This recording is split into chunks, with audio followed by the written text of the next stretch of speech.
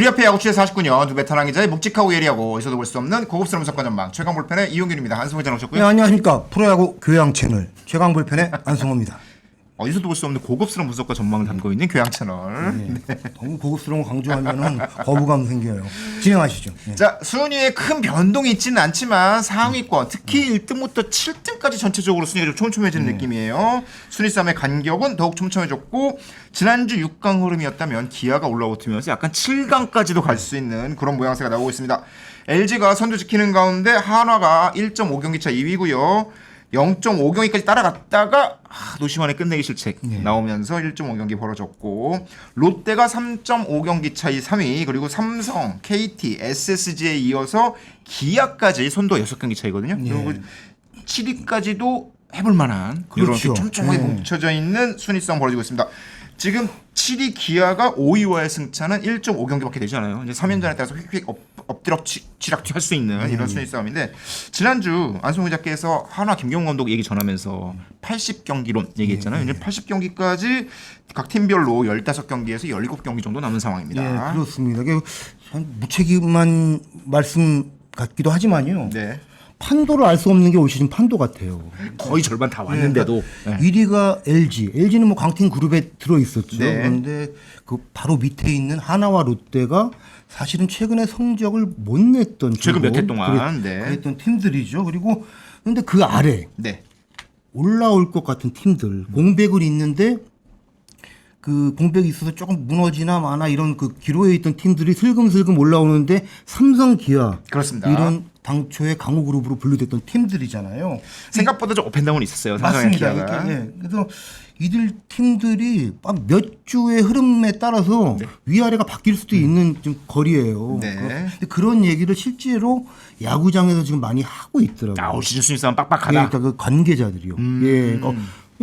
도망가는 팀들이 실질적으로 그렇게 달아나지 못하고 있고 네. 또 확 처진 팀도 없는 거죠. 그렇죠. 키움이 많이 떨어져 있지만 그렇죠. 그런 상황인데 롯데 관계자들을 제가 좀 그 잠실에서 네네.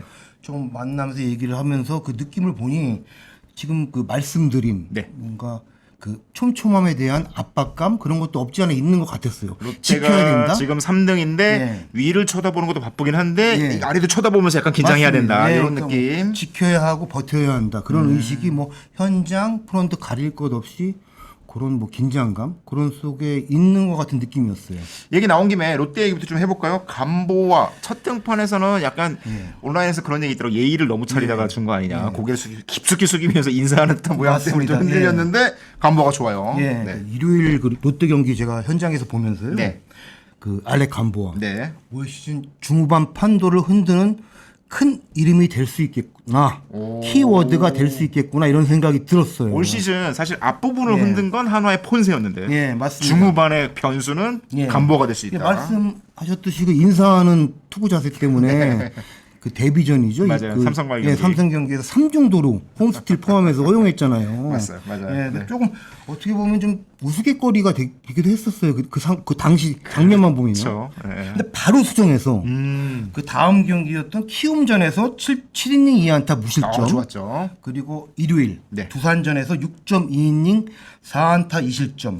3경기 2승 1패 평균 자책 2.95에 WHIP 0.82예요. 평자야 그렇다 치더라도 예. WHIP가 0.8이면 정말 어마어마한 숫자죠. 밖에서 지금 그 팬들이 보는 것 그리고 네. 저희 그 기자들이 보는 그 시선보다 네. 간보아에 대한 뭔가 그 긴장감 일종의 경계 경보가 예, 울린 그렇죠. 이런 상황이군요. 그런 게 각 구단 사이에서 네. 이름이 많이 오르내리고 있습니다. 그걸 제가 이렇게 나누다 보니까 비공식적인 대화로 좀 하게 되더라고요. 그렇죠. 예, 그런데 간보아에 대해서 무슨 뭐라고 내용이냐면요. 그래요? 네. 이 선수가 그 좌타 극강인 거는 어느 정도 알려져 있는데 예상했었죠. 예, 네. 근데 보통 극강이 아니에요. 너무 좌타를 만나서 압도적인 내용을 지금 보이고 있다. 그래서 그 각 팀 데이터 분석팀에서도 여러 자료를 뽑아보고 있다고 들었어요, 제가. 아무래도 KBO 리그의 좌타자가 늘고 있고 핵심 전력들이 다 좌타 라인인 게 많은 경우가 많은데. 맞습니다. 예, 일단 세 경기의 네. 피해 안타율이 지금 1할 6푼 1위로 좋아요. 이거는 이제 기본적으로. 좌우타자 합해서. 네, 그런데 좌타 상대는 27할 7타수 3안타 1할 1푼 1리입니다. 좌타한테는 거의 안 맞는다. 예, 근데 그 좌타를 만나서요. 네. 정타를 거의 안 맞고 있다고 이런 분석을 하더라고요. 안타가 3개밖에 안 나왔는데 그 중에서도 뭐 트래킹 데이터 등등 타구 속도에서 그렇죠, 나오잖아요. 그렇죠, 지금은. 그렇죠. 근데 첫 안타가 김지찬 선수 삼성 리드오프죠. 네. 내안타 하나 나왔었고요. 네. 그나마 일요일에 두산 김재환 선수랑 그 김인태 선수가 정타에 가까운 타구로 안타를 만들어냈습니다. 네. 이렇게 희귀한 장면이 되고 있어요. 근데 관보한테서 네. 좌타자가 안타들이 그만큼 힘들다. 네, 이 선수 올해 그 다저스 트리플 A에서 네. 그 8경기 등판했는데 좌타 피안타율이 2할이었어요. 맞아요. 좋았죠. 좋았는데 처음에 저희가 소개시켜드렸죠. 이거. 맞습니다. 근데 요 기본적인 좌타 강점을 갖고 있는 궤적에 지금 낯섦, 그렇죠? 잘 좀 알려지지 않았으니까요. 맞아요. 여기까지 좀 뭔가 반영이 되면서 국내 좌타자들이 고전하는 것 같아요. 그러니까 이 선수 커브 체인지어 뭐 싱커 다 던집니다. 네. 그런데 좌타자를 상대로는 150km 중반대에 굉장히 빠른 공. 근데 분당 회전수라고 하잖아요. RPM. 네.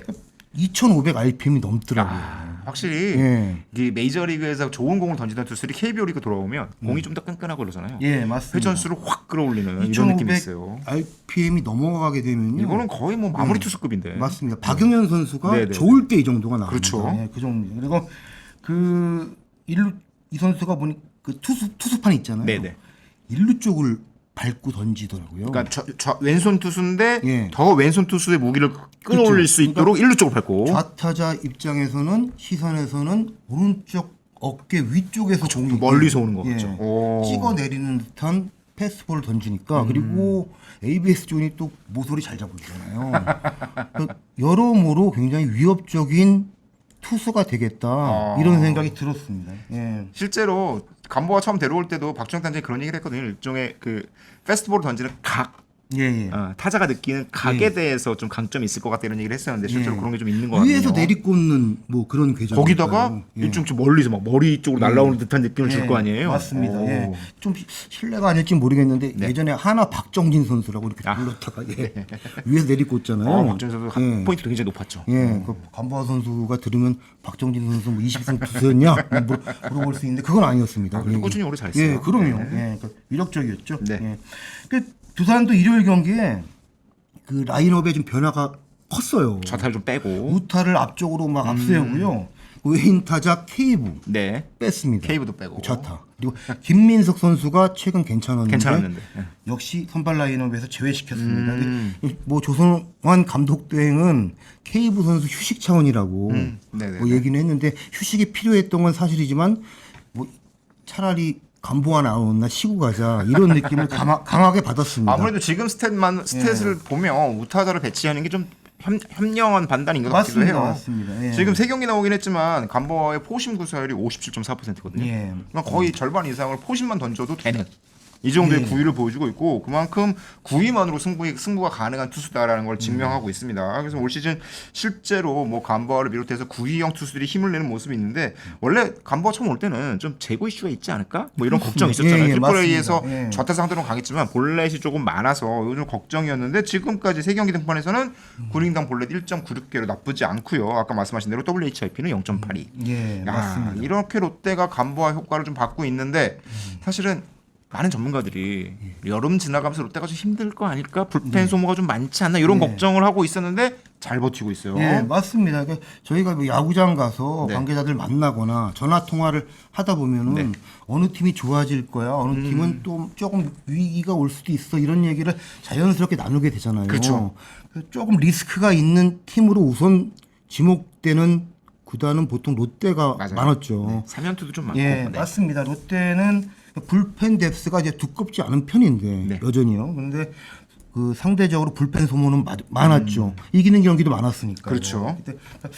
단순히 불펜으로 등판한 경기 수만 따져봐도 1, 2, 3위가 다 롯데 선수입니다. 3명 모두. 예, 정현수, 김상수, 뭐 송재영 선수까지. 물론 그 이닝 차이는 좀 있습니다. 네. 예, 그런데 경기 수만 따지면. 예, 뭐 김태형 감독은 이제 여름이잖아요. 네. 예, 근데 진짜 확실히 더워졌더라고요, 야구장이. 지난 일요일 날 보니까 얼굴도 시뻘개져가지고. 예. 근데 그 비슷한 맥락의 질문이 나왔는데요. 김태형 감독. 예. 네네네. 그러니까 너무 좀 힘이 빠질 수 있는 거 아니냐라는. 예, 그러니까 경기 장면을 놓고. 네. 예, 그런데 김태형 감독은 제가 이제 그 뉘앙스를 보자면은 돌아가지 않고 정면 승부로 밀어붙일 것 같아요. 기존에 김태형 감독 어떻게 팀 운영하고 승부를 거냐 그런 패턴이 있잖아요. 지금 조금 힘들 수는 있지만 요고비를 예. 차라리 밀어붙여서 넘어가서 여유를 좀 가져두는 게 좋다. 예, 그렇습니다. 그러니까 뭐 이 얘기가 하나 나왔는데요. 네. 토요일 경기 네. 롯데가 9대4로 그 대승을 했습니다. 네. 그런데 그 롯데 선발 이민석 네. 우완 영건이죠. 이 선수가 5이닝 7안타 4실점 한 가운데 네. 그 69구 5이닝 던졌는데 투구수는 69개만 던졌어요. 뭐 4실점 했지만 투구수는 굉장히 아꼈네요. 6대4이던 6회 말. 6회 말. 예, 조금 더 갈 수도 있지 않을까 하는데 바로 구원 불펜 최준영 선수를 올리더라고요. 6회. 예, 그래서 일요일에 이 대목에 대해서 좀 질문이 나왔어요. 그러게요. 예, 그러니까 조금 더 가실 생각은 안 했냐. 그러니까 질문의 취지는 불펜을 조금 아낄 수도 일요일 있고. 경기도 있을 예, 테고. 그렇죠. 네. 69개면 한 20개 정도는 더 던질 수 그러게. 있고요. 이런 뭐 내용이 담긴 질문이었는데 김태형 네. 감독은 두 가지를 얘기했어요. 하나는 어차피 올리려고 준비한 투수면은 주자 없을 때 깔끔한 상황에 올리는 게 확률이 높다. 그러니까 최준영이 이민석 다음으로 준비를 하고 있었고 예. 그럴 거면 이민석이 올라와서 막 주자 쌓인 상태에서 올리는 것보다 그쵸. 그냥 주자 없을 때 깔끔하게 올리는 게 낫다. 예. 그리고 또 하나는 꼭 잡아야 하는 경기였다. 예, 김태형 감독한테 꼭 잡지 않아도 되는 경기는 많지는 않겠지만 예. 2점 차로 앞서고 금요일 있었고. 경기를 내줬잖아요. 맞아요. 네, 그러니까 네. 그 토요일 경기를 잡아야 되고 저희가 오프닝 때 말씀드렸지만 굉장히 촘촘해요. 맞아요. 지금 밀리면은 어디까지 내려갈지 모릅니다. 사실 시즌 전체를 보면 지금의 1승이나 9월의 1승이나 똑같은 1승이긴 한데 예. 이게 순위표를 매일 지켜보는 팬들의 입장, 선수들의 입장, 감독 입장을 보면 예. 지금 이 흐름에서 밀리지 않는 예. 게 맞습니다. 중요하다. 예, 그러니까 이거- 똑같은 1승은 아니다. 예, 그러니까 네. 지금 위기감이 감돌거든요. 윤동희 선수, 뭐 네, 나승엽 선수, 맞아요. 뭐 주포들이 막 빠져 있잖아요. 예, 근데 이런 가운데 처진다 그러면 롯데 이제 또 여름에 내려가나 이런 시선을 받을 수 있고 상대 팀도 쉽게 볼 수 맞아요, 있잖아요. 맞아요. 예, 네. 그런 면에서 지금 고비고 정면 승부로 넘어가야 된다. 이게 그 김태형 감독의 판단인 것 같습니다. 시즌 전체 속에서 굉장히 중요한 흐름이다. 지금. 김태형 감독이 선글라스를 딱 끼고 벗지 않은 채 인터뷰를 했는데요. 제가 눈빛을 이렇게 넘겨서 봤는데 굉장히 결연해 보였고 평소보다 농담도 적었습니다. 예, 그랬습니다. 예. 그 와중에 되게 또 중요한 무브가 하나 있었어요. 유광남 선수를 2군에 내보냈어요. 이 또한 네. 김태형 감독 탔구나 이런 생각을 했어요. 가뜩이나 선수 없는데 지금. 특이한 거는 네. 그 같이 내려간 사람이 배터리 코치더라고요. 그러니까 정상호 배터리 코치와 동행시켰어요. 2군을. 아, 만들어 너네 오라는 거죠. 둘 다 잘못했다가 아니라 예. 유광남이 내려가는 상황이고 예. 그러면 정상화 배터리 코치가 내려가서 같이 뭘 이게 만들자. 뭐 콤보나 세트 이렇게 보면 될 것 같은데요. 내려가서 같이 그 유강남의 기대치를 그 만들어서 와라. 그런데 이게 선수 홀로의 몫이 아니고 그 배터리 코치한테도 책임감을 부여를 하는 거죠. 전담 코치를 붙인 셈이네요. 네, 김태형 감독은 사실은 그 포수 얘기 나오면은 네. 또 팀 내에서도 볼배암 얘기를 많이 하는 걸로 사실 알려져 있죠. 그렇죠. 공격적인 볼 배합 강조하고. 예, 그런데 그 볼배암 얘기보다는 그 무릎이 좀 안 좋다고 해요. 네. 그러니까 이게 뭐 큰 부상은 아닌데 네, 네. 유강남 선수가 그 때문인지 2루 송구나 블로킹에 다 조금 어려워진 상황이라고 합니다. 근데 사실 토요일 경기에서도 4회 롯데 수비 상황에서 네. 유강남 선수가 갑자기 빠져요. 아, 4회. 예, 1-4-1-3루에서 손성빈 선수로 바뀌거든요. 음. 그러니까 1루 주자가 김민석 선수였는데 뛸 수 있다는 거죠. 아. 예, 그러니까 유강남 선수의 지금 그 안방에서 움직임이 네. 정상적으로 블로킹이나 그러니까 주자를 견제할 수 있는 뭔가 후두과 움직임이 되게 어렵다고 본 것 같아요. 그러니까 볼배암 얘기가 아마 많이 안에서 나오고 아마 김태형 감독 눈높이 안 찰 거예요. 그런데 김태형 감독은 볼배암 사인은 내가 주면 된다 이런 얘기로 간단하게 정리를 했습니다. 예. 사실 생각해 보면 좀 여담이긴 한데 피치커 그냥 감독이 들고 내도 되는 거잖아요. 그렇게 하는데 그건 오락이 뭐 컴퓨터 게임이 아니니까 불가능한 건 아니다. 이론상으로. 자꾸만 야구를 이상하게 왜곡시키네. 예, 하여튼 그렇습니다. 네, 근데 아까 말씀하신 대로 이제 유강남도 내려간 상태에서 예. 지금 좀 부상 이슈가 좀 있잖아요, 롯데. 예, 맞습니다. 예, 일단은 나승엽 선수가 가장 빨리 올라올 것 같아요. 눈을 이제 2군에서 훈련을 맞아요. 받았는데 네. 뭐 큰 부상 아니라고 하고요. 아, 피가 났다고 예, 알려져 있었는데 예. 다행이네요. 뭐 조만간 올라올 것 같습니다. 그러고요. 그 제가 2군에서 올라올 만한 선수랑 조금 체크해서 감독이 어느 정도 보고를 받고 있고 판단하고 있는지 좀 질문을 던져봤어요. 네. 그랬더니 그 동희와 성빈이는 전반기가 어려울 것 같다고 이제 김태형 감독이 답변을 하시더라고요. 그래서 동희는 뭐 두 명이잖아요. 예, 동희도. 윤동이는 아니고 윤동이죠. 윤동이죠. 예, 한동희는 아니고 지금 상무에서 한동희가 펄펄 날고 있어서. 네. 윤동이가 그 허벅지 앞쪽에 조금 이렇게 근육 손상이 있는데 네. 아마 2주 후에 재검하고 네. 체크하고 다시 만들어 오면은 전반기가 이렇게 베스트로 올라오기 전반기는 쉽지 좀 않다고 어렵다. 판단한 것 같아요. 네. 황성빈 선수도 골절이 있으니까 그렇고요. 예, 그리고 성빈이가 많아서 윤성빈 얘기인가 하고 저는 한번 귀를 또 쫑긋 세웠는데 윤성빈은 하고 또 질문이 나왔죠. 네, 그랬더니 네. 윤성빈 선수는 천천히 지켜보는 모양이에요. 예, 그러니까 뭐 가부간에 답은 안 했는데요. 네. 예, 관심을 갖고 있대. 뭐 이게 당장 어떻게 하겠다는 얘기는 안 했습니다. 지금 퓨처스에서 말씀하신 동희, 한동희, 예. 한동희 펄펄 날고 윤성민도 퓨처스 등판 성적이 나쁘지 않아서 요거에 대한 기대감이 좀 있는 것 같아요. 네. 예, 맞습니다. 예, 그 두산 얘기 좀 이제 하죠. 이제 롯데와 맞대결을 펼쳤던 예, 두산. 맞은편 네. 떡아웃에 있던 두산 분위기는 롯데와는 상당히 달랐죠. 그런데 제가 2, 3년간 봤던 두산 분위기와도 상당히 차이가 있었습니다. 좀 다르죠. 예, 제가 조금 일찍 가서 움직였는데 네. 뭔가 그 남자의 눈물에 대한 이야기도 있었던 것 같은데 저희가 지난주 조용균 기자 취재했던 것 같아요. 지난주 녹화할 때 최강호표 녹화하고 나서 이제 저녁 때쯤에 네. 그 이승엽 감독의 사퇴 소식이 전해졌잖아요. 그래서 지난번 방송에 못 담았는데 이후에 좀 그때 분위기가 어땠나 여기저기 좀 전화를 해봤어요. 원래 그 아무래도 키움과의 토요일 일요일 경기 1대0 패배가 좀 답답한 경기였잖아요. 안타도 많이 나왔고 볼넷도 많이 난 점수가 안 났던 상황이어서 내부적으로는 그런 얘기가 좀 있었대요. 이게 엔트리에 좀 대폭적인 변화가 필요한 시점인가 보다라고 해서 코칭 스태프 사이에서는 그렇게 좀 하자. 고참들이 좀 일부는 이군에 내려가는 게 좋겠다. 이 정도의 변화가 필요한 시점으로 보인다라는 공감대는 있었고 그렇게 가야겠다라고 준비들을 하고 있는데 월요일날 연락이 온 거죠. 예. 월요일날 이승엽 감독이 이제 코칭 스태프에게 한번 봅시다라고 얘기를 하길래 다들 그 연락을 받자마자 드디어 올 게 왔구나. 전혀 예상하지 못했다고 그래요. 그래서 이제 잠실에 모였더니 이승엽 감독이 성적에 대한 책임을 지고 자진 사퇴를 발표를 하고 그래서 그때 그 코칭 스태프 분위기가 눈물바다였다고 합니다. 고토 코치도 많이 울고 이거 감독이 혼자 잘못이 아니다, 혼자 책임질 문제이 아니다. 우리도 다 같이 그만두겠다라고 했는데 시즌이 남아 있고 굴러가야 되는 상황이 만들어져야 되잖아요.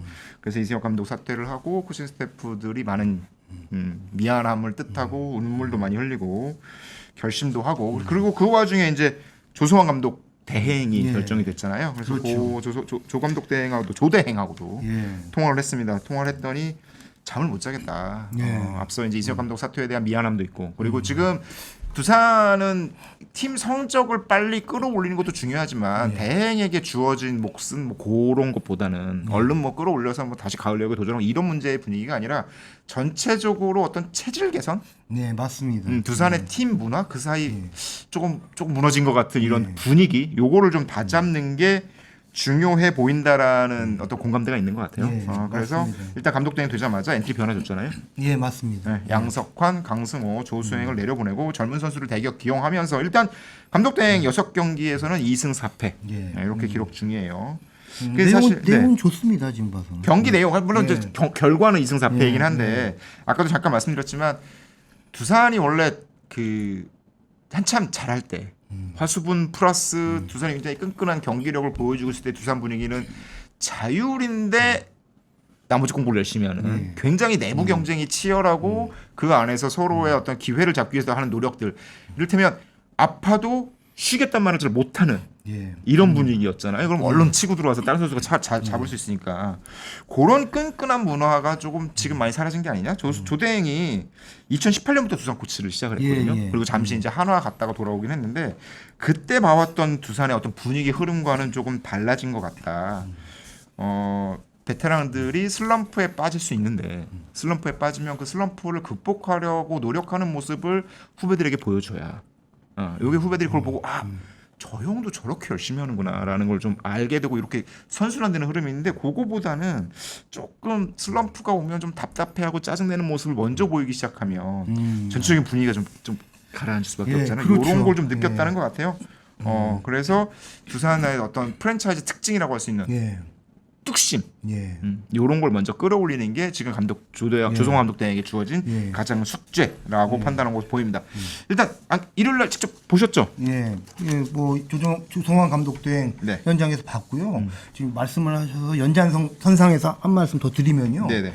사실은 지금 그 두산의 문제, 뭐랄까 좀 변화의 방향성 같은 거는 이승엽 감독도 알고 있고 구단에서도 해야 된다고는 지금 뭔가 숙제 그리고 맞아요. 과제로서 다 이렇게 안고 있었는데 그 이승엽 감독 부임할 때 사실은 첫해 네.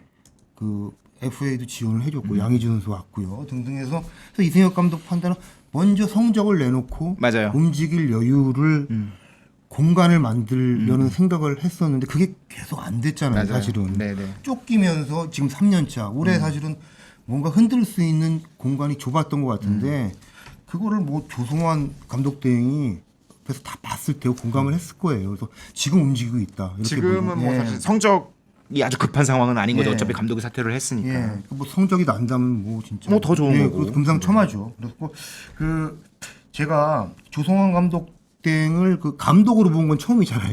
뭐 감독 대행 처음이니까 지금. 예, 그렇죠. 그러니까 네.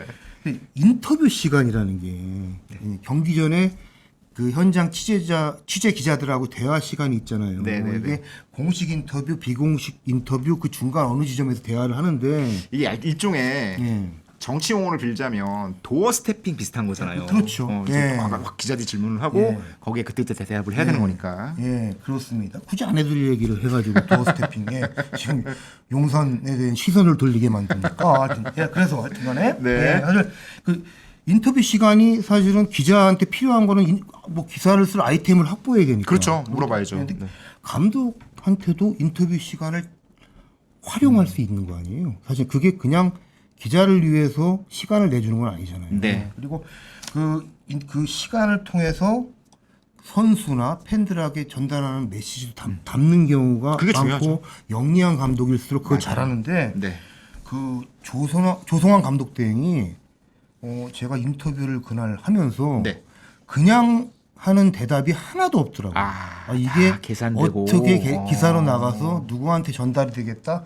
다 이렇게 어떻게 보면 표까지 그려놓은 것 같은 그런 철저함.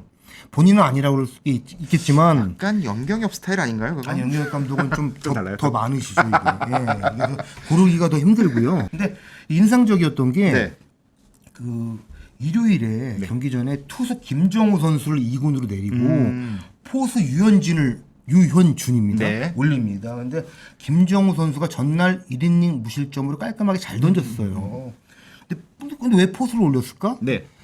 양의지 선수가 무릎이 조금 안 좋아서 지명 타자로밖에 나올 수 없는 상황이었거든요. 그러니까 김기현 선수밖에 포수 라인업이 없잖아요. 그렇죠. 그러니까 백업이 필요하니까 필요하죠. 네. 하나를 불렀고 불가피하게 이제 투수를 내린 거예요. 김정우 선수를. 그런데 이 얘기를 사실 이렇게 길게 안 해도 되는데 이래 했다고 결정하면 되는데. 예, 네. 조성환 감독 대행이 김정우 선수가 못해서 내린 게 아니다. 그 팀 상황상 불가피한 조치였고 어제 굉장히 잘 던져줬다. 네. 미안함과 그리고 주목해서 볼 것이다. 김정욱에서 보고 있다. 예, 그러니까 그 김정우 선수가 내려가면서 마음가짐이 달라질 것 같아요.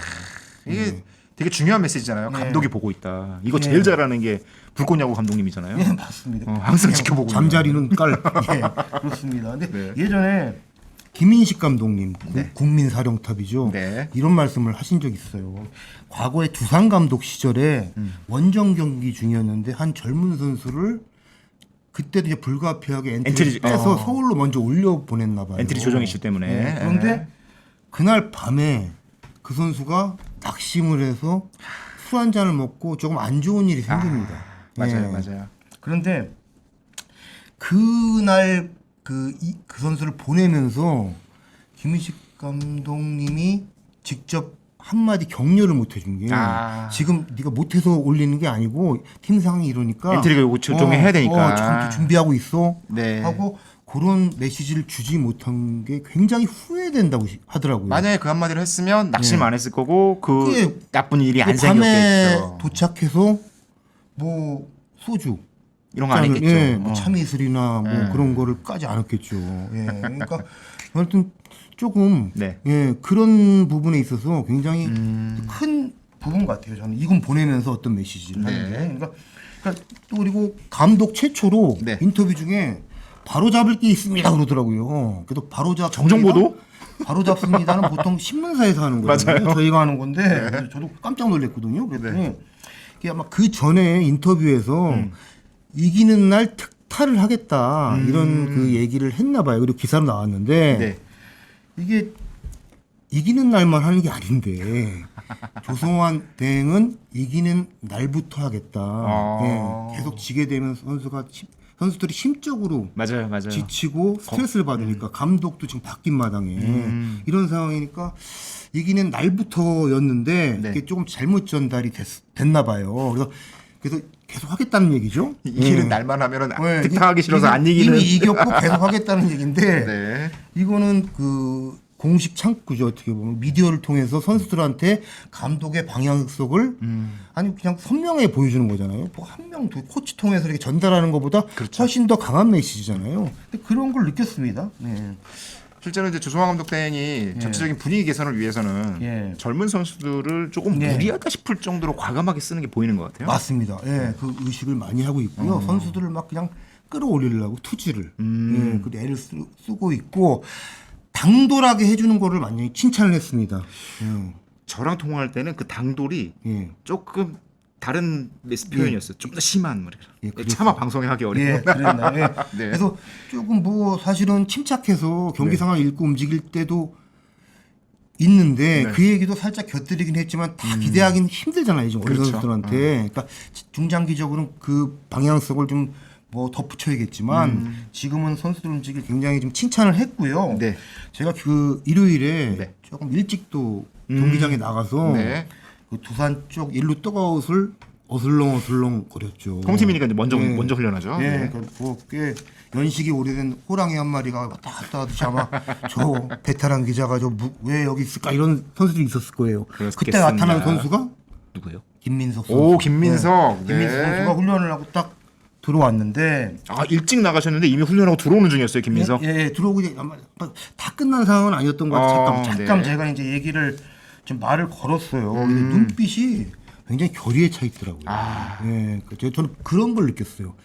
그 두산 롯데로 간 네. 전민재 선수가 너무 잘하잖아요. 그렇죠. 정철원도 잘하고 전민재도 잘하고 네, 지금. 그러니까 네. 상대적으로 오기가 막 생긴 것 같은데 게다가 김민석 1라운더인데. 네, 김민석 선수가 뭐 근데 뭐 아이돌이잖아요. 사직제니. 예, 그리고 뭐 올스타전에 막 춤추던 맞아요. 모습 이게 막 저는 기억이 나긴 하는데 눈빛이나 표정이 굉장히 영화 하얼빈을 보는 것 같은 느낌이 들었습니다. 그 정도 결이 차 있고 네, 독립투사. 다른 선수들 이유찬 선수도 마찬가지일 거예요. 아마 뭐 비슷한 성장세였는데 전민재 선수 롯데 가서 콜플레죠. 네? 완전히 다른 차원의 지금 그 그룹으로 올라갔잖아요. 그런 느낌인데 일루수도 나오잖아요. 그렇죠. 일루수도 요즘에. 나오는데 네. 제가 물어봤더니 일루수 미트가 없었다고 해요. 예. 그런데 외야 수비를 사실은 조금 뭐 만족스럽게 못하죠. 그렇기 때문에 눈높이에는 못 그러니까 미치는 출전 기회가 실력이에요. 좀 떨어진 이유기도 한데요. 근데 일루수로 나오면서 일루수 밑을 어디서 구했냐 했더니 2군으로 간 강승호 선배가 도움을 줘서 일루수 밑을 좀 하나 받은 모양이에요. 그래서 뭐 그런 게 있었고요. 근데 그 이루수든 네. 일루수든 네. 어떤 자리든 본인이 나가서 출전 기회를 찾겠다 이런 게 아주 그냥 발끝에 그냥 배어 있는 것 같았어요. 근데 사실 조대행은 예. 그 약간 수비 코치 출신이기도 하니까 예. 수비에 대한 눈높이가 남다를 텐데 김민석 선수 수비에 대해서는 어떻게 제가 보나요? 따라가서 한번 물어봤어요. 조대영한테 김민석 선수 그 일루 수비 괜찮아요? 일루 그러게요. 수비가 네. 쉬운 게 아니잖아요. 그럼요. 그랬더니 2군에 갔을 때 그 짧게 일루수로 훈련을 했나 봐요. 김민석이. 원래 네네네. 내야수 출신이긴 그렇죠, 한데, 그렇죠. 예, 근데 기대 이상으로 잘한다. 그렇구나. 예, 그래서 기용폭을 넓힐 수 있겠다 이런 얘기를 했습니다. 그리고 굳이 묻지도 않았는데 그 기자들 많을 때입니다. 네. 틈이 나면은 네. 이천에 2군 구장에 가서 네. 어린 선수들 직접 보겠다는 얘기를 하더라고요. 이거 기자한테 쓰라는 얘기예요. 그 선수들한테 준비하고 있으라는 얘기인데 이거 그러니까 어느 순간 사라졌던 아까 말씀하셨지만 생존을 위한 정글의 법칙. 최주환 선수는 두산에서 나온 다음에 맞아. 두산에서의 생활은 정글에서 사는 것 같았었다. 정글에서는 그냥 방심하면 뭐 있잖아요. 그렇죠. 밀림의 그 정말 무서운 거 야수들 뭐가 있습니까? 맞죠. 뭐 고릴라도 있고 막 사자도 있고. 네, 사자, 치타, 퓨마 막 이런 애들. 굉장히도 실수할까봐 내가 동물 이름을 꺼내지 않았는데 치타는 안 무섭. 치타는 정글의 무섭네? 법칙 제일 무서운 분은 김병만 씨 아닌가요? 네. 어쨌든 여기서 참 여기 흔들린다 또 흔들린다 안돼. 어쨌건 중요한 메시지 네. 그거예요. 조대행의 메시지 지금까지 이제 안성호 기자가 말씀해주신 거 감독이 보고 있다. 네. 요 메시지는 확실하게 주고 있는 것 예, 같습니다. 맞습니다. 네. 예. 두산이 이제 야수도 야수인데 물론 점수가 진짜 안 나요. 예. 두 점 배웠어 하는데 진짜 그 점수가 안 나오긴 하는데 어쨌건 그래도 이 선발진이 돌아가기 시작하면 지금 투고 타자 시즌이잖아요. 예. 그러면 마운드의 힘으로 조금 반전을 만들 수 있을 것 같은데 일단 곽비는 왔고요. 예. 콜어비는 이제 어떻게 되고 있나요 지금? 이 선수가 네. 사실은 확실한 에이스라고 그럼요. 구단 내에서도 생각을 했고 이름값으로는 리그 1등이었죠. 전체에서도 그렇게 예상을 했죠. 네. 두산의 올 시즌 그 성적이 상위권으로 갈 수 있다고 본 분들도 근데 선발진 외국인 투수 2명의 역할을 크게 봤잖아요. 네. 그런데 이 선수 미스터리예요. 일요일에 잠실에서 불펜 피칭 하더라고요. 그런데 그 불펜 피칭 하는 그 주변에요. 두산 프런트들 포함해서 현장 직원까지 한 15분이 바글바글하게 다 보고 있더라고요. 그리고 나이스 하는데 이 선수가 불펜에서는 아주 뭐 속된 말로 공이 죽인답니다. 예. 그러니까 본연의 이름값대로 지금 공을 던지고 있는데 네. 이제 마운드에만 올라오면 실전에 시작되면은 나가면 다른 투수가 되는 거예요. 근데 표면적으로는 제구가 잘 안 되고 있어요. 그러니까 네. 9이닝당 볼넷 수가 4.68개입니다. 야, 재고 안 된다는 간보아가 1.96개인데 예. 4.868이 너무 많네요. 예, 그러니까 시즌 극초반에는 콜어빈 하면은 메이저에서 이 선수가 28승했나? 재고 마스터예요. 예. 재고 마스터. 예, 그러니까 이 선수 이름을 대부분의 선수들이 모를 리 있겠습니까? 그렇죠. 콜어빈 공을 상대하니까 3구 안에 빨리 승부하겠다는 생각으로 방망이를 빨리 냈는데 실제로 다양한 구종을 예. 재구를 갖춘 상태에 던지는 투수니까. 그러니까 볼카운트 몰리면은 힘들죠. 힘든다 이런 판단으로 해서 선수들이 빨리 방망이 내는 쪽으로 전략을 가져왔는데 네. 이거 몇 경기 해보니까 볼넷이 많네.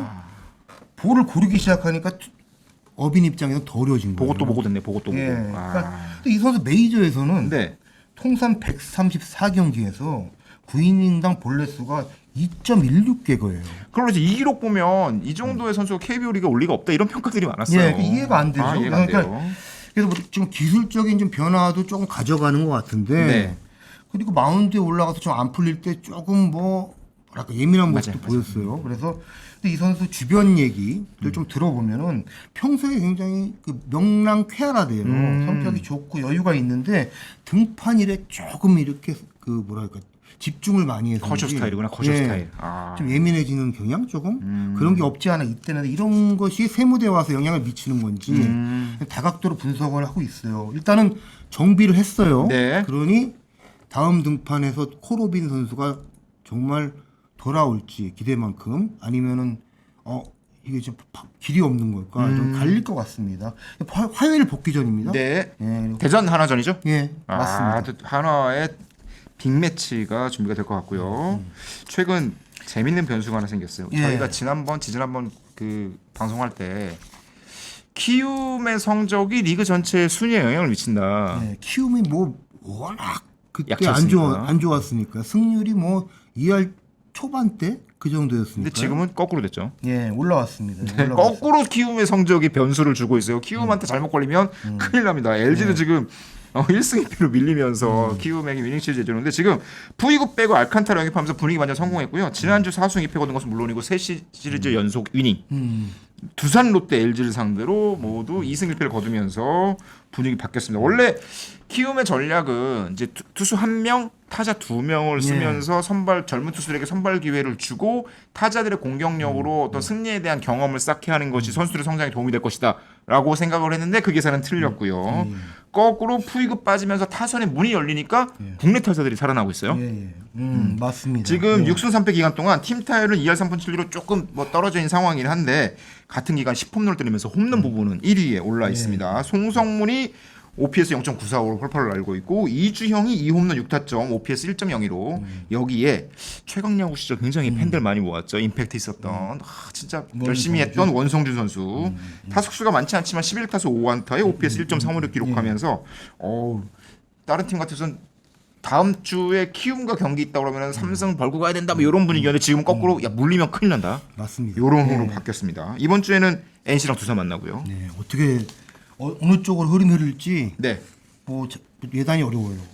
키움이 네. 외인 타자 카데니스 지금 다시 부상 맞아요. 네.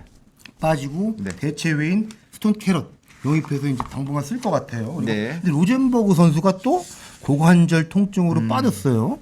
그러니까 키움 전력이 올 시즌 잔여 이제 그 일정에서도 조금 오르내릴 것 같아요. 좋을 때 키움과 그렇지 않을 때 키움 차이가 있을 것 같은데 좋을 때 만나면 큰일 나네요. 어떤 키움을 만나느냐가 굉장히 그 다른 팀들 순위 싸움에 지대한 영향을 미칠 것 같고. 근데 키움 흐름 보면 그 얼마 전 연패하는 기간 있었잖아요. 예. 7연패, 8연패 연패가 길어지는 기간을 10연패까지 했습니다. 쭉 갔었는데 그거를 넘어서면서 어떤 그 젊은 선수들의 분위기가 바뀌었다고 해야 될까? 연패를 겪으면서 굉장히 단단해진 느낌이 들더라고요. 예, 맞습니다. 굉장히 까다로워요. 그래서 네. 그리고 키움전 그 상대 전적은 네.